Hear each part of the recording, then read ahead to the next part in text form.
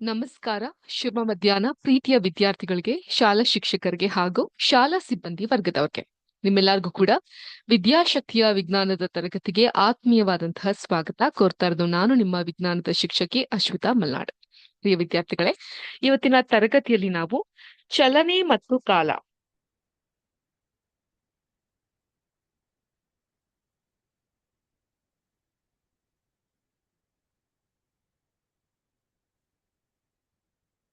ಈ ಒಂದು ಪಾಠಕ್ಕೆ ಸಂಬಂಧಪಟ್ಟಂತಹ ಉಕ್ತ ಲೇಖನ ಅಥವಾ ಡಿಕ್ಟೇಷನ್, ನಂತರದಲ್ಲಿ ಮಲ್ಟಿಪಲ್ ಚಾಯ್ಸ್ ಕ್ವೆಶನ್ ಟೆಸ್ಟ್ ಅನ್ನ ತೆಗೆದುಕೊಳ್ಳೋಣ.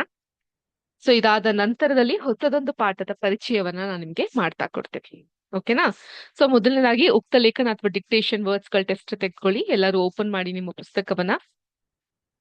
ಓಪನ್ ಮಾಡಿದ್ರೆ ಎಲ್ಲರೂ? Very good. ಸೊ ನಿಮ್ಮ ಮೊದಲನೆಯ ಪದ ಇವತ್ತಿನ ಟೆಸ್ಟ್ ಅಲ್ಲಿ ಇರೋದು ಸಮವೇಗವಲ್ಲದ ಚಲನೆ. ಸಮ ವೇಗವಲ್ಲದ ಚಲನೆ. ಸಮ ವೇಗವಲ್ಲದ ಚಲನೆ.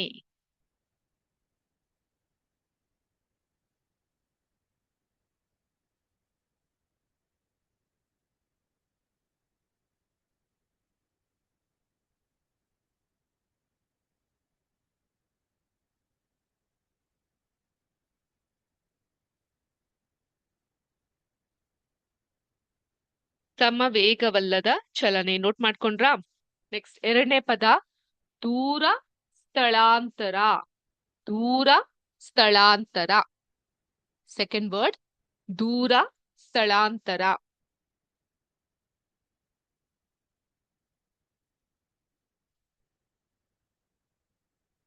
ದೂರ ಸ್ಥಳಾಂತರ.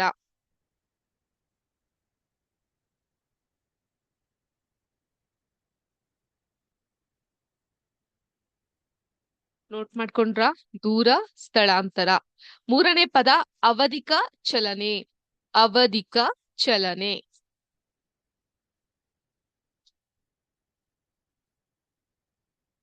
ಅವಧಿಕ ಚಲನೆ. ಅವಧಿಕ ಧಿ ಮಹಾಪ್ರಾಣ ಚಲನೆ. ನೆಕ್ಸ್ಟ್ ನಾಲ್ಕನೆಯ ಪದ ವೇಗ ಮಾಪಕ. ನಾಲ್ಕನೆಯ ಪದ ವೇಗ ಮಾಪಕ.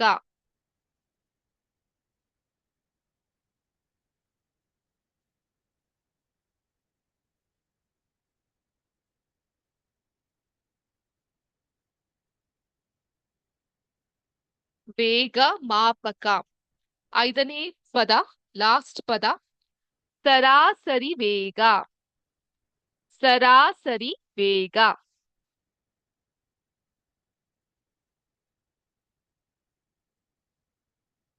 ಸರಾಸರಿ ವೇಗ. ಬರ್ದ್ರೆ ಎಲ್ಲ? ಓಕೆ. ಸೊ ಇದಾಗಿತ್ತು ಇವತ್ತಿನ ಉಕ್ತ ಲೇಖನ ಅಥವಾ ಡಿಕ್ಟೇಷನ್ ಪದಗಳು. Next multiple choice question test. ಇದೇ ಚಲನೆ ಮತ್ತು ಕಾಲ ಈ ಒಂದು ಪಾಠಕ್ಕೆ ಸಂಬಂಧಪಟ್ಟದ್ದು. ನಾನು ನಿಮ್ಗೆ ಶೇರ್ ಮಾಡ್ತಾ ಹೋಗ್ತೀನಿ. ಎಲ್ಲರಿಗೂ ಕಾಣಿಸುತ್ತಾ ನೋಡಿ? ಕಾಣಿಸ್ತಾ ಇದೆಯಲ್ಲ? ಮೊದಲನೇ ಪ್ರಶ್ನೆ, ಒಂದು ವಸ್ತು ಸಮಾನ ಕಾಲಾಂತರಗಳಲ್ಲಿ ಸಮಾನ ದೂರವನ್ನು ಕ್ರಮಿಸಿದರೆ ಆ ಚಲನೆಗೆ ಏನೆಂದು ಕರೆಯುತ್ತಾರೆ? ಒಂದು ವಸ್ತು ಸಮಾನ ಕಾಲಾಂತರಗಳಲ್ಲಿ ಸಮಾನ ದೂರವನ್ನು ಕ್ರಮಿಸಿದರೆ ಆ ಚಲನೆಗೆ ಏನೆಂದು ಕರೆಯುತ್ತಾರೆ? ಆಪ್ಷನ್ ಎ ಅಸಮ ಚಲನೆ, ಆಪ್ಷನ್ ಬಿ ವಕ್ರ ಚಲನೆ, ಆಪ್ಷನ್ ಸಿ ಸಮವೇಗ ಚಲನೆ, ಆಪ್ಷನ್ ಡಿ ಅವಧಿಕ ಚಲನೆ. Time starts now.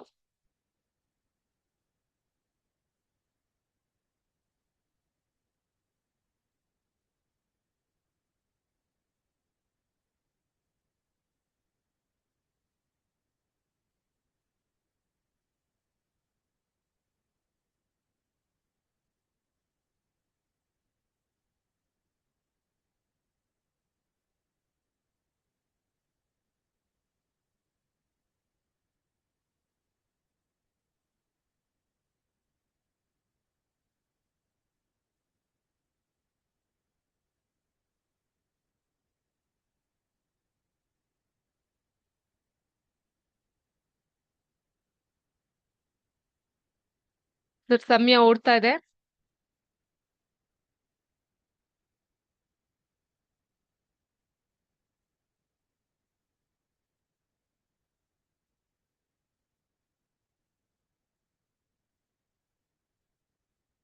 ಸರಿಯಾದಂತಹ ಉತ್ತರ ಸಮವೇಗ ಚಲನೆ. ನೆಕ್ಸ್ಟ್ ಎರಡನೇ ಪಾಯಿಂಟ್. ಚಲಿಸುತ್ತಿರುವ ವಸ್ತುವಿನ ವೇಗವನ್ನು ಅಳೆಯುವ SI ಏಕಕ ಯಾವುದು? ಓಕೆ, ಚಲಿಸುತ್ತಿರುವ ವಸ್ತುವಿನ ವೇಗವನ್ನು ಅಳೆಯುವ SI ಏಕೈಕ ಯಾವುದು? Option A meter, option B second, option C metre divided by second. ಮೀಸೆ ಅಂದ್ರೆ ಮೀಸೆ ಅಲ್ಲ, ಅಂದ್ರೆ ಮೀಟರ್, ಸೆ ಅಂದ್ರೆ ಸೆಕೆಂಡ್. Option D kilogram. ಸಮಯ ಓಡ್ತಾ ಇದೆ.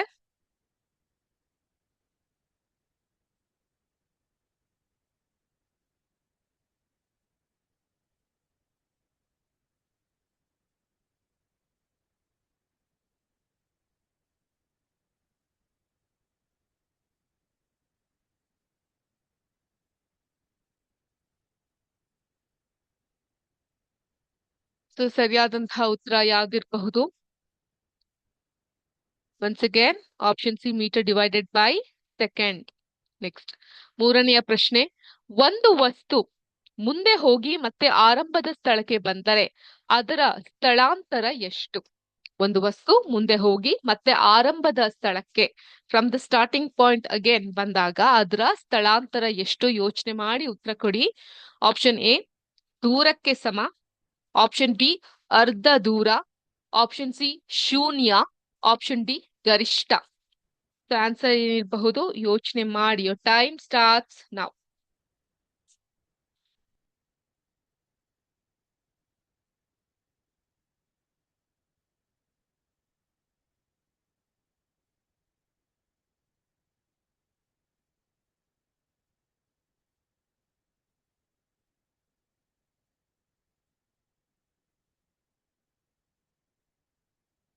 ಸೊ ಏನಿರಬಹುದು ಉತ್ತರ? ವೆರಿ ಗುಡ್, ಶೂನ್ಯ.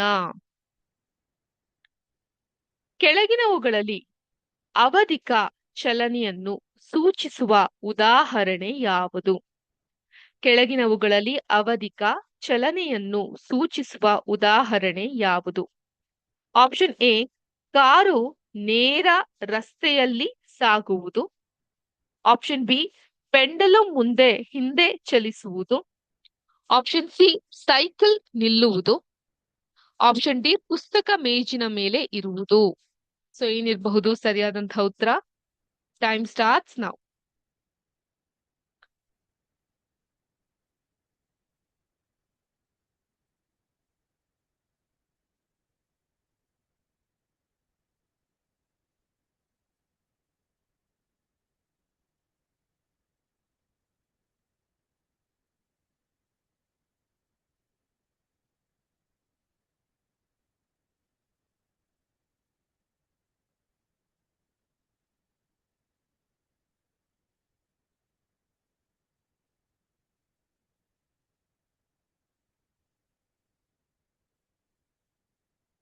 ಸೊ ಏನಿರಬಹುದು ಉತ್ತರ? ವೆರಿ ಗುಡ್, ಪೆಂಡುಲಮ್ ಮುಂದೆ ಹಿಂದೆ ಚಲಿಸುವುದು. ನೆಕ್ಸ್ಟ್ ಐದನೆಯ ಪ್ರಶ್ನೆ.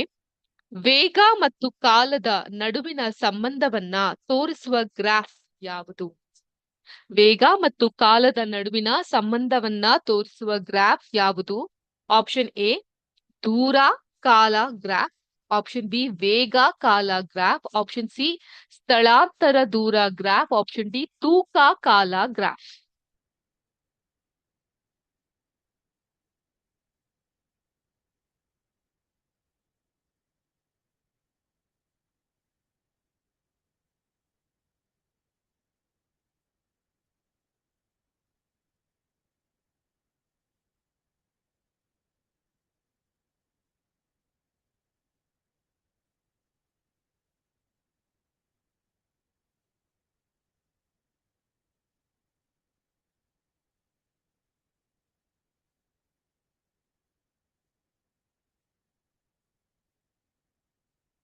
ಸೊ ಏನಿರಬಹುದು ಉತ್ತರ? ಆಪ್ಷನ್ ಬಿ ವೇಗ ಮತ್ತೆ ಕಾಲದ ಗ್ರಾಫ್.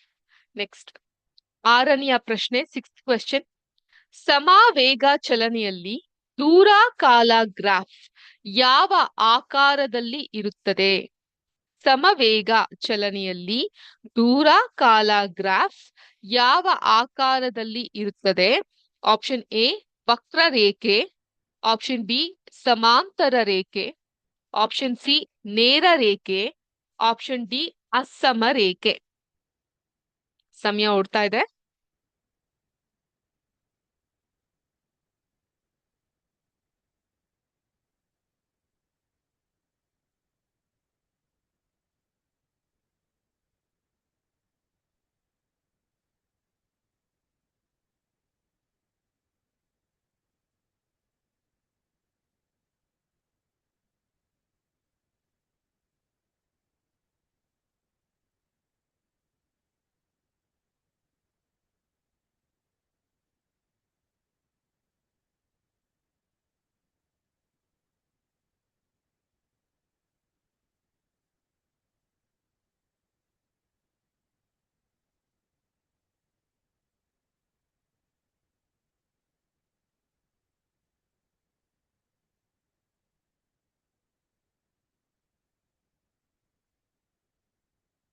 ನೋಟ್ ಮಾಡ್ಕೊಂಡ್ರಾ? ಸೊ ಏನಿರಬಹುದು ಸರಿಯಾದಂತಹ ಉತ್ತರ 6ನೇ ಪ್ರಶ್ನೆಗೆ, six question. Very good. Answer is option C ನೇರ ರೇಖೆ. Very good. ನೆಕ್ಸ್ಟ್ 7ನೇ ಪ್ರಶ್ನೆ. ಸರಾಸರಿ ವೇಗವನ್ನು ಹೇಗೆ ಲೆಕ್ಕ ಹಾಕುತ್ತಾರೆ? ಸರಾಸರಿ ವೇಗವನ್ನು ಹೇಗೆ ಲೆಕ್ಕ ಹಾಕುತ್ತಾರೆ? ಆಪ್ಷನ್ ಎ ದೂರ ಇಂಟು ಕಾಲ, ಆಪ್ಷನ್ ಬಿ ಕಾಲ ಡಿವೈಡೆಡ್ ಬೈ ದೂರ, ಆಪ್ಷನ್ ಸಿ ಒಟ್ಟು ದೂರ ಡಿವೈಡೆಡ್ ಬೈ ಒಟ್ಟು ಕಾಲ, ಆಪ್ಷನ್ ಡಿ ಒಟ್ಟು ಕಾಲ ಡಿವೈಡೆಡ್ ಬೈ ಒಟ್ಟು ವೇಗ.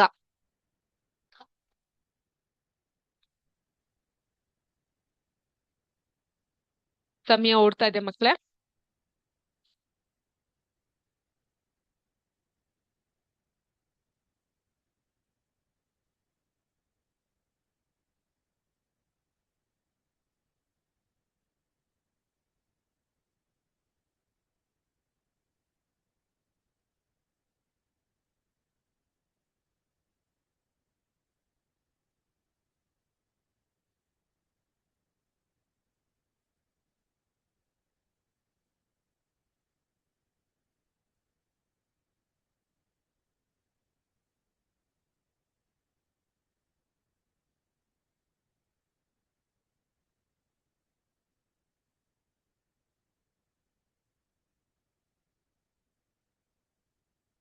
ಆಯ್ತಾ? ನೋಟ್ ಮಾಡ್ಕೊಂಡ್ರಾ? ಸೊ ಏನಿರಬಹುದು ಸರಿಯಾದಂತಹ ಉತ್ತರ 7ನೇ ಪ್ರಶ್ನೆಗೆ, 7th ಕ್ವೆಶ್ಚನ್ಗೆ ಸರಿಯಾದಂತಹ ಉತ್ತರ ಏನಿರಬಹುದು?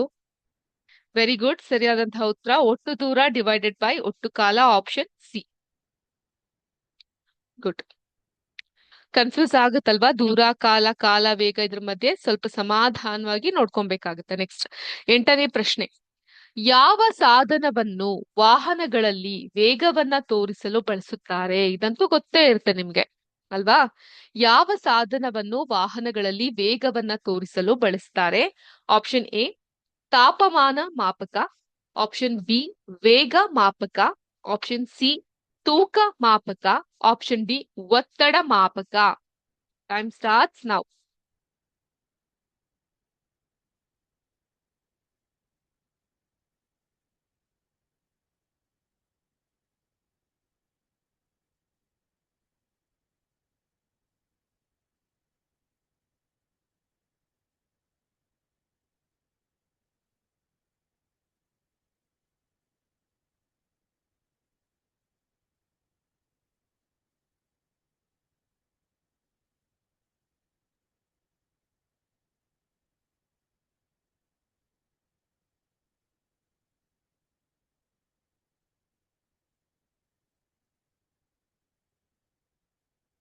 ನೋಟ್ ಮಾಡ್ಕೊಂತಾ ಇದ್ದೀರಾ? ಸಮಯ ಓಡ್ತಾ ಇದೆ.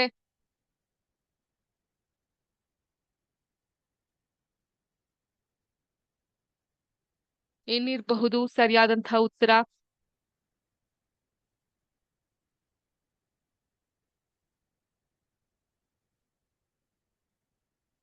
ಸೊ ಸರಿಯಾದಂತಹ ಉತ್ತರ ವೇಗ ಮಾಪಕ ಅಲ್ವಾ? ನೆಕ್ಸ್ಟ್ 9th ಪ್ರಶ್ನೆ. ಚಲನೆಯ ಸ್ಥಿತಿಯನ್ನ ತಿಳಿಯಲು ಯಾವ ಎರಡು ಪ್ರಮಾಣಗಳು ಮುಖ್ಯ?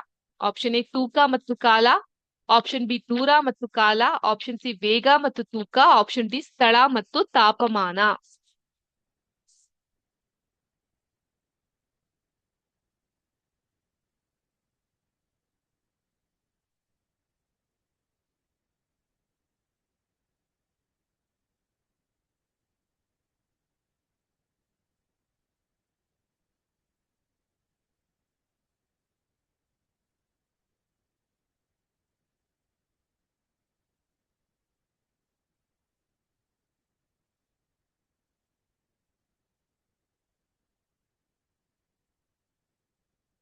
ಯಾವ್ದ್ ಮಕ್ಳೇ ಉತ್ತರ?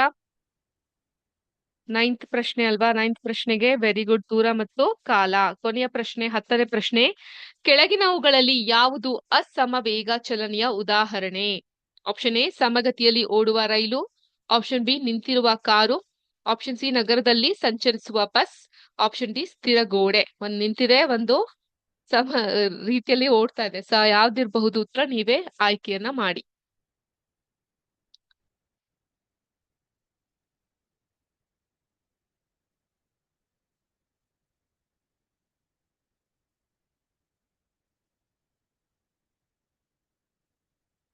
ಯಾವ್ದಿರಬಹುದು ಉತ್ತರ? ವೆರಿ ಗುಡ್, ನಿಂತಿರುವ ಕಾರು.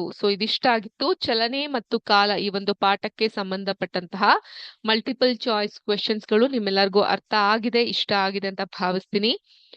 ಇಲ್ಲಿಗೆ ನಮ್ಮ MCQ ಮುಗಿಯುತ್ತೆ. ಈಗ ಹೊಸದೊಂದು ಪಾಠವನ್ನ ಆರಂಭಿಸ್ತೀನಿ ಅಂತ ಹೇಳಿದ್ದೆ. ಯಾವ ಪಾಠ ಆರಂಭಿಸ್ತಾ ಇದ್ದೀನಿ?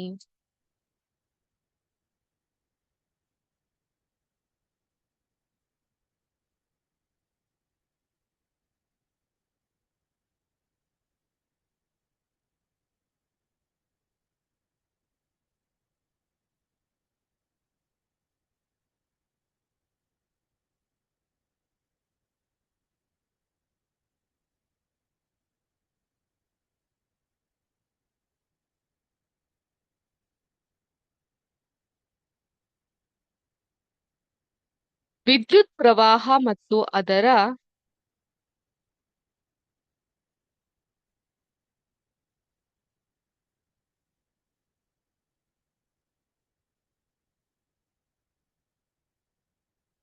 ಪರಿಣಾಮಗಳು. ವಿದ್ಯುತ್ ಪ್ರವಾಹ ಮತ್ತು ಅದರ ಪರಿಣಾಮಗಳು, electric current and it's effect, ಈ ಒಂದು ಪಾಠದ ಹೆಸರು. ಈ ಪಾಠವನ್ನ ಕೇಳಿದಾಗ ನಿಮ್ಗೆ ಏನ್ ನೆನಪಾಗುತ್ತೆ ನೋಡಿ? 6ನೇ ತರಗತಿಯ 9ನೇ ಅಧ್ಯಾಯದಲ್ಲಿ ನಿಮ್ಮ ಕೈ ಎಷ್ಟು ಸ್ಥಿರವಾಗಿದೆ ಅನ್ನುವಂತಹ ಪಾಠವನ್ನ ನೀವು ನೋಡಿರ್ಬಹುದು ಅಲ್ವಾ? ಆಗೇನಾಗುತ್ತೆ, ಈ ವಿದ್ಯುತ್ ಮಂಡಲವನ್ನ ಪೂರ್ಣಗೊಳಿಸುವಂತ ಆಟವನ್ನ ಕೂಡ ನೀವು ಆಡಿರ್ತೀರಾ ಅಂತ ಅನ್ಕೊಂತೀನಿ. ಹೌದಾ? ಮನೆಯಲ್ಲಿ ಎಷ್ಟೋ ರೀತಿಯಾದಂತಹ ವಿದ್ಯುತ್ ಸಲಕರಣೆಗಳನ್ನ ನೋಡ್ತಾ ಇರ್ತೀವಿ. ಎಲೆಕ್ಟ್ರಿಕ್ ಎಕ್ವಿಪ್ಮೆಂಟ್ಸ್ ಅಂತ ಕರಿತೀವಿ.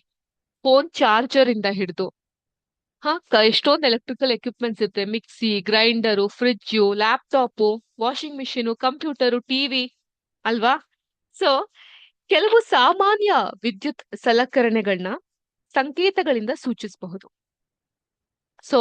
ಕೆಲವೊಂದು ವಿದ್ಯುತ್ ಸಲಕರಣೆಗಳು ಮತ್ತು ಅವುಗಳ ಸಂಕೇತವನ್ನ ನಿಮ್ಗೆ ನೀಡಿದ್ದಾರೆ, ಅದನ್ನ ರೆಫರ್ ಮಾಡ್ಕೊಬಹುದು.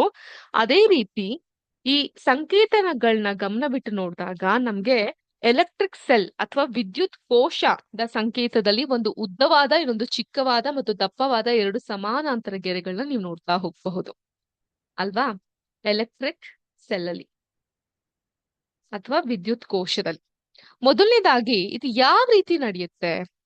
ಒಂದು ಬ್ಯಾಟರಿಯನ್ನ ನೀವು ಗಮನಿಸೋದಾದ್ರೆ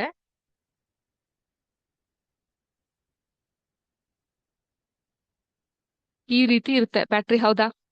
ಯಾವ್ದಾದ್ರು ಆಗಿರಬಹುದು ಬ್ಯಾಟ್ರಿ, ನಿಮ್ಗೆ ಡ್ಯೂರಾ ಸೆಲ್ ಆಗಿರಬಹುದು, ಎವ್ರಿ ಡೇ ಆಗಿರಬಹುದು, ಎನಿ ಬ್ಯಾಟ್ರಿ. ಈ ತರವಾದಂತಹ ಮಾರ್ಕ್ ಅನ್ನ ನೀವು ಗಮನಿಸಿರ್ತೀರಾ, ಪ್ಲಸ್ ಮತ್ತೆ ಮೈನಸ್ ಚಿಹ್ನೆಯನ್ನ ಗಮನಿಸಿರ್ತೀರಾ. ಏನ್ ಹೇಳಲಿಕ್ಕೆ ಹೊರಟಿದೆ ಇವುಗಳು? ನಮ್ಗೆ ಏನ್ ತಿಳಿಸ್ಕೊಡುತ್ತೆ?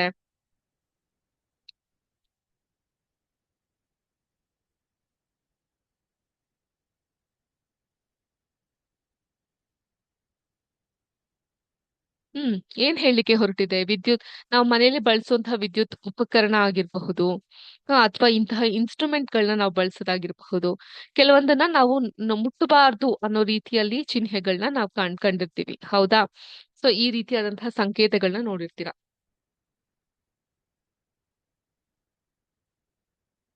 ಏನಿದು? ಎಲೆಕ್ಟ್ರಿಕ್ ಸೆಲ್ ಅಥವಾ ವಿದ್ಯುತ್ ಕೋಶ. ಬಲ್ಪ್ ನ ನೋಡಿರ್ತೀರ, ಬಲ್ಪ್ ನ ಈ ರೀತಿಯಾದಂತಹ ಚಿಹ್ನೆಯಲ್ಲಿ ನಾವು ಬರ್ದಿರ್ತೀವಿ.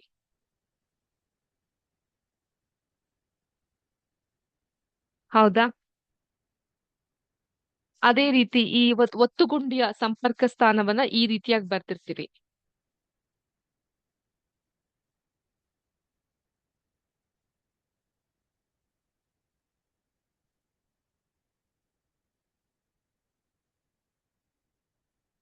ಈ ತೆರನಾಗಿ ನಾವು ಬರ್ದಿರ್ತೀವಿ, ಹೌದಾ? ಅದೇ ಆ ಒಂದು ಸಂಪರ್ಕ ತೆಗ್ದಾಗ, ಇದು ಆಫ್ ಆದಾಗ, ಇದು ಆಫ್ ಅಲ್ಲಿ ಇದ್ದಾಗ ಈ ರೀತಿ ಇರುತ್ತೆ. ಅದೇ ಆನ್ ಅಲ್ಲಿ ಇದ್ದಾಗ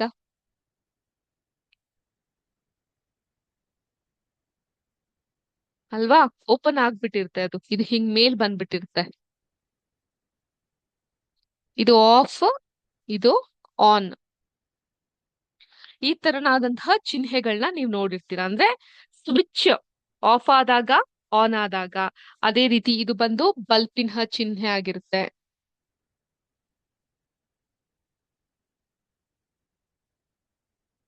ಹೌದಾ? ಬಲ್ಪಿನ ಚಿಹ್ನೆ ಆಗಿರುತ್ತೆ, ನೋಟ್ ಮಾಡ್ಕೊಬಹುದು ನೀವು ಇದನ್ನ. ಅಥವಾ ಈ ಬಂದು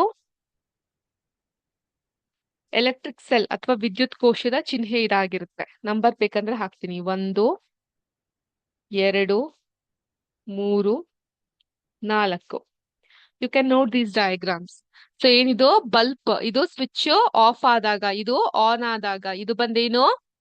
ವಿದ್ಯುತ್ ಕೋಶ ಅಥವಾ ಎಲೆಕ್ಟ್ರಿಕ್ ಸೆಲ್ ನ ಡಯಾಗ್ರಾಮ್ ಗಳನ್ನ ನೀವು ನೋಡಿರ್ತೀರಾ. ಇದು ವಿವಿಧ ವಿದ್ಯುತ್ ಸಲಕರಣೆ, ಅದಕ್ಕೆ ನಾವು ಬಳಸುವಂತಹ ಚಿಹ್ನೆಗಳು. ಅದೇ ರೀತಿ ತಂತಿ. ಇದೆಲ್ಲ ನೋಟ್ ಆಯ್ತಂದ್ರೆ ನಾನು ನೆಕ್ಸ್ಟ್ ಬರ್ದು ತೋರಿಸಬಹುದು ನಿಮ್ಗೆ. 5th ಒನ್, ತಂತಿ ಈ ರೀತಿಯಾಗಿರುತ್ತೆ. ವೈರ್ನ ನಾವು ಒಂದು ಸ್ಟ್ರೈಟ್ ಲೈನ್ ಅಲ್ಲಿ ತೋರಿಸ್ತೀವಿ. ಅದೇ ಬ್ಯಾಟರಿನ ತೋರಿಸ್ಬೇಕು ಅಂದಾಗ ಇದು ಸ್ವಲ್ಪ ಕಷ್ಟ ಇರುತ್ತೆ. ಹೀಗೆ ಮತ್ತೆ ಹೀಗೆ, ಇಲ್ಲಿ dot dot dot dot, again ಹೀಗೆ, ಇದು ಮತ್ತಿದು. ಸೊ ಯಾರಾದ್ರೂ ಗೆಸ್ ಮಾಡಬಹುದಾ ಇದ್ರ ಮಧ್ಯೆ ಇರುವ ವ್ಯತ್ಯಾಸಗಳು ಏನಿರಬಹುದು ಅಂತ? Very good. ಈ ಕಡೆ ಪ್ಲಸ್ ಚಿಹ್ನೆ ಇರುತ್ತೆ, ಈ ಕಡೆ ಮೈನಸ್ ಚಿಹ್ನೆ ಇರುತ್ತೆ. ಆ ತರನಾಗಿ ಇರುತ್ತೆ. ಇದನ್ನೆಲ್ಲ ನೋಟ್ ಮಾಡ್ಕೊಬಹುದು. ಬಲ್ಬ್ ಸ್ವಿಚ್ ಆಫ್ ಆದಾಗ, ಆನ್ ಆದಾಗ, ವಯರ್, ಬ್ಯಾಟರಿ, ಮತ್ತೆ ಇದೇನಿದು? ಎಲೆಕ್ಟ್ರಿಕ್ ಸೆಲ್, ವಿದ್ಯುತ್ ಕೋಶ. ನೋಟ್ ಮಾಡ್ಕೊಳ್ಳಿ ಇದನ್ನ.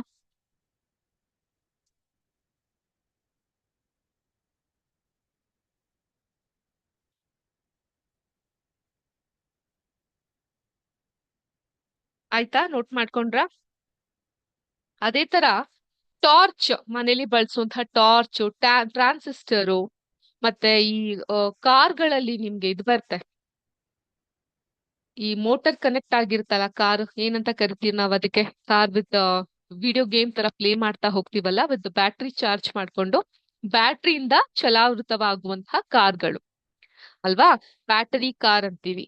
ಮತ್ತೆ ಈ ಟಿವಿ ದೂರ ಸಂವೇದಿ. ಏನಪ್ಪಾ ಇದು ವರ್ಡ್? ಫಸ್ಟ್ ಟೈಮ್ ಕೇಳ್ತಾ ಇದೀವಿ. ಟಿವಿ ದೂರ ಸಂವೇದಿ. ದೂರದಿಂದ ಸಂವೇದನೆಗೊಳ್ಳೋದು ಅಂದ್ರೆ ರಿಮೋಟ್ ಅಲ್ವಾ? ಸೊ ರಿಮೋಟ್ ನಿಯಂತ್ರಕಗಳು, ಇವೆಲ್ಲಕ್ಕೂ ಕೂಡ ನಾವು ಬ್ಯಾಟರಿನ ಬಳಸ್ತಾ ಹೋಗ್ತೀವಿ.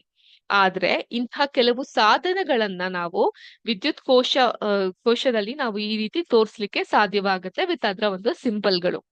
ಮೇಡಮ್, ನೀವ್ ಹೇಳ್ತಿರುವಂತಹ ಈ ಥಿಯೋರೆಟಿಕಲ್ ಪಾಠವನ್ನ ಸೈದ್ಧಾಂತಿಕವಾಗಿ ನೀವೇನ್ ಹೇಳ್ತಾ ಇದ್ದೀರಾ, ಅದನ್ನ ಪ್ರಾಕ್ಟಿಕಲ್ ಆಗಿ ನಾವ್ ನೋಡೋದಾದ್ರೆ ಹೇಗ್ ನೋಡ್ಬಹುದು? ಅದನ್ನ ಒಂದು ಎಕ್ಸ್ಪೆರಿಮೆಂಟ್ ಮೂಲಕ ನಾವ್ ನೋಡ್ಲಿಕ್ಕೆ ಸಾಧ್ಯವಾಗುತ್ತೆ. ಎಕ್ಸ್ಪೆರಿಮೆಂಟ್ ನಾನು ನಿಮ್ಗೆ ತೋರಿಸ್ತೇನೆ.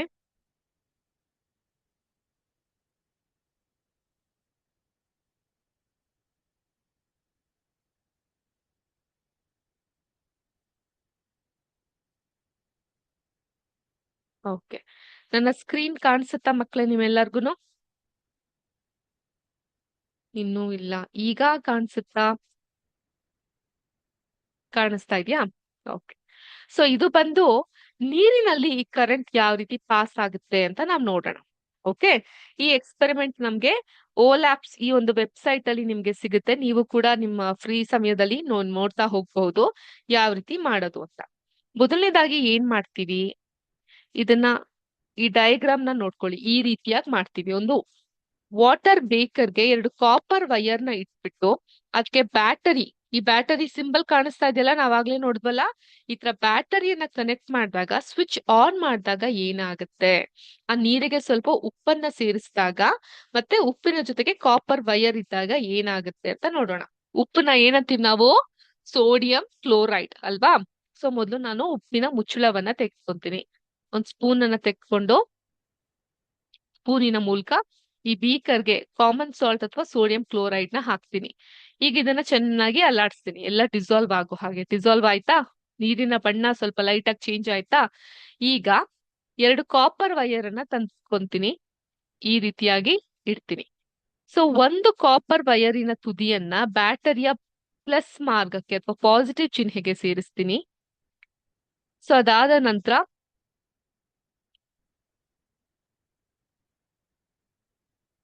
ಇನ್ನೊಂದು ಭಾಗವನ್ನ ಸ್ವಿಚ್ ಗೆ ಕನೆಕ್ಟ್ ಮಾಡ್ತೀನಿ. ಸೊ ಇದ್ರ ಮಧ್ಯೆ ಕನೆಕ್ಷನ್ ಬೇಕಲ್ಲ, ಒಂದು ಬ್ಯಾಟ್ರಿಗಿದೆ ಮತ್ತೊಂದು ಸ್ವಿಚ್ ಇದೆ, ಇವೆರಡರ ಮಧ್ಯೆ ಕನೆಕ್ಷನ್ ನ, ಈ ಸ್ವಿಚ್ ಮತ್ತೆ ಈ ಕಾಪರ್ಗೆ ಕನೆಕ್ಷನ್ ನ ಬ್ಯಾಟ್ರಿಯ ಇನ್ನೊಂದು ಭಾಗ ಇಲ್ಲಿ ತೆಗೆದುಕೊಂಡು ಬರುತ್ತೆ. ಈಗ ನಾನು ಸ್ವಿಚ್ ಅನ್ನ ಆನ್ ಮಾಡಿದಾಗ ನೀವು ಗಮನಿಸಬಹುದು, ಹೈಡ್ರೋಜನ್ ಬಬಲ್ಸ್, ಆಕ್ಸಿಜನ್ ಬಬಲ್ಸ್. ಯಾಕೆ ಹೈಡ್ರೋಜನ್ ಬಬಲ್ಸ್ ಮತ್ತೆ ಆಕ್ಸಿಜನ್ ಬಬಲ್ಸ್? ನೀರಿನ ಸೂತ್ರ ಏನಿದೆ? H2O, 2 ಹೈಡ್ರೋಜನ್ 1 ಆಕ್ಸಿಜನ್ ಅಲ್ವಾ? ಸೊ ಆದ್ರಿಂದ ಉಪ್ಪು ನೀರಿಗೆ ನಾನು ಕರೆಂಟ್ ಅನ್ನ ಪಾಸ್ ಮಾಡ್ತಾ ಹೋದಾಗ ಅಲ್ಲಿ ನಿಮ್ಗೆ ಹೈಡ್ರೋಜನ್ ಹಾಗೂ ಆಮ್ಲಜನಕದ ಗುಳ್ಳೆಗಳು ಏರೋದನ್ನ ಕಾಣಬಹುದು. ಕ್ಲಿಯರ್ ಆಗಿದ್ಯಾ? ಸೊ ಈ ರೀತಿ ಬಬಲ್ಸ್ ಗಳು ಏರಿಕೆ ಆಗ್ತಾ ಇರೋದನ್ನ ನಾವು ಕಾಣಬಹುದು. ಸೊ ಇದು ನಮ್ಗೆ insulator, good conductor of electricity, bad conductor of electricity ತೋರಿಸ್ತಾ ಹೋಗುತ್ತೆ. ಈ ಒಂದು ಪೊಸಿಷನ್ ನ ನೋಡಿದ್ಮೇಲೆ ನನ್ಗೆ ಅನ್ಸೋದು, ನಿಮ್ಮೆಲ್ಲರಿಗೂ ಗೊತ್ತಾಗಿರ್ಬೇಕು, ಉಪ್ಪು ನೀರು ಈ ಒಂದು ಕರೆಂಟ್ ಅನ್ನ ಬೇಗ ಹೇಳ್ಕೊಳುತ್ತೆ. ಸೊ ಹಾಗಾಗಿ ಏನಾಗುತ್ತೆ, ನಮ್ಗೆ ಹೇಳ್ತಾರೆ ಸಾಮಾನ್ಯವಾಗಿ, ಬತ್ತೆ ಕೈಯಲ್ಲಿದ್ದಾಗ ವಿದ್ಯುತ್ ಉಪಕರಣಗಳನ್ನೆಲ್ಲ ಮುಟ್ಬಾರ್ದು. In wet hands we should not touch the electric equipments. ಯಾಕೆ?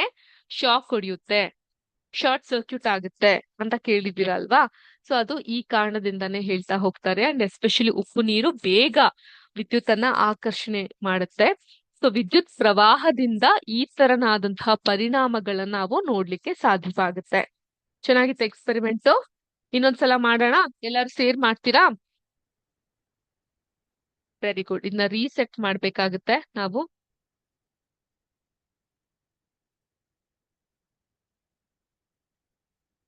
ಸೊ ಮೊದ್ಲು ಏನ್ ಮಾಡ್ತೀರಾ? ಸೋಡಿಯಂ ಕ್ಲೋರೈಡ್ ನ ತೆಕ್ಕೊಂತೀರಾ, ಆಮೇಲೆ ಏನ್ ಮಾಡ್ತೀರಾ? ವೆರಿ ಗುಡ್, ಬೀಕರ್ಗೆ ಹಾಕ್ತೀರಾ. ಆಮೇಲೆ ಏನ್ ಮಾಡ್ತೀರಾ? ಬೀಕರ್ ನ ಚೆನ್ನಾಗಿ ಶೇಕ್ ಮಾಡ್ತೀರಾ. 2 ಕಾಪರ್ ವೈರ್ ಗಳನ್ನ ಈ ರೀತಿಯಾಗಿ ಇರಿಸ್ತೀರಾ. ಆ ನಂತರದಲ್ಲಿ ಬ್ಯಾಟರಿಯ ಒಂದು ಭಾಗ ಈ ವೈರ್ಗೆ, ಬ್ಯಾಟರಿಯ ಒಂದು ಭಾಗ ಈ ವೈರ್ಗೆ, ಹಾಗೂ ಇಲ್ಲಿ ಸ್ವಿಚ್ ಆನ್ ಮಾಡಿದಾಗ ಈ ರೀತಿ ಆಗುತ್ತೆ. ಓಕೆ, ಈಗ ನಾವ್ ಸುಮ್ನೆ ಇಷ್ಟಕ್ ಮುಗಿಸ್ಬಿಟ್ರೆ ಸಾಲಲ್ಲ ಅಲ್ವಾ? ನಾವೇನಾದ್ರೂ ಎಕ್ಸ್ಪೆರಿಮೆಂಟ್ ಮಾಡ್ಬೇಕು. ಸೊ ಈಗ ಮತ್ತೆ ಇದೇ ಎಕ್ಸ್ಪೆರಿಮೆಂಟ್ ನಾನ್ ಮಾಡಿ ಅಕಸ್ಮಾತ್ ಉಪ್ಪು ನೀರ್ ಹಾಕ್ತೆ, ಡೈರೆಕ್ಟ್ ಆಗಿ ಕಾಪರ್ ವೈರ್ ನ ಹಾಕ್ತೆ ಅಂದ್ರೆ, ಇಲ್ಲ ಅದಾಗಲ್ಲ, ಉಪ್ಪು ನೀರ್ ಹಾಕ್ಲೇಬೇಕು ಇದಕ್ಕೆ.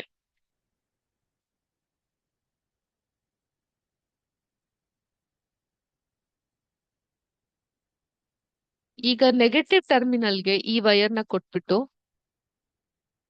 ಇಲ್ಲ ಇದು ಏನಿದೆ ಇದಕ್ಕೆ ನಾವು ಕೊಡ್ಬೇಕಾಗತ್ತೆ ವೈರ್ ಕನೆಕ್ಷನ್ ಈ ಕಡೆ ಬ್ಯಾಟ್ರಿಗೆ ನಾವು ಕೊಡ್ಬೇಕಾಗತ್ತೆ. ಅಂಡ್ ಇದಿದೆಯಲ್ಲ, ಇದನ್ನ ಇಲ್ಲಿ ಕೊಡಬಹುದಾ? ಹಂಗ್ ಚೆಕ್ ಮಾಡ್ಬಹುದಾಗತ್ತೆ, ನಾವು ಹೊಸದಾಗಿ ಏನಾದ್ರು ಟ್ರೈ ಮಾಡಿ ನೋಡ್ಬಹುದು. ಆಗೋದಿಲ್ಲ. ಇದನ್ನ ನಾವ್ ಇಲ್ಲಿಗೆ ಕೊಡ್ಬೇಕಾಗತ್ತೆ, ಇದನ್ನ ನಾವ್ ಇಲ್ಲಿಗೆ ಇನ್ನೊಂದು ವೈರ್ ಕನೆಕ್ಷನ್ ನ ಕೊಡ್ಬೇಕಾಗತ್ತೆ. ಸ್ವಿಚ್ ಹಾಕ್ದಾಗ ಮಾತ್ರ ಇದು ಇಲ್ಲಿ ಕೆಲಸ ಮಾಡುತ್ತೆ ಈ ರೀತಿಯಾಗಿ. ಅಂಡ್ ಇದನ್ನೇ ನಾವು ಡಯಾಗ್ರಾಮ್ ರೂಪದಲ್ಲೂ ಸಹ ನೋಡ್ಲಿಕ್ಕೆ ಸಾಧ್ಯವಾಗೋದು. ಕ್ಲಿಯರ್ ಆಯ್ತಾ? ಓಕೆ, ಸರಿ ಮಕ್ಳೇ, ಇದಾಗಿತ್ತು ಇವತ್ತಿನ ವಿದ್ಯುತ್ ಪ್ರವಾಹದ ಪರಿಣಾಮಗಳು ಈ ಪಾಠದ ಕುರಿತಾದಂತಹ ಕಿರು ಮಾಹಿತಿ. ಮುಂದಿನ ಕ್ಲಾಸ್ ನಲ್ಲಿ ಇನ್ನೂ ವಿಸ್ತಾರವಾಗಿ ಕಲಿಯೋಣ. ಅಲ್ಲಿವರೆಗೂ ಎಲ್ಲರಿಗೂ ಶುಭ ದಿನ. ಜೈ ಹಿಂದ್, ಜೈ ಕರ್ನಾಟಕ ಮಾತೆ, ಜೈ ವಿದ್ಯಾಶಕ್ತಿ. ನಮಸ್ಕಾರ.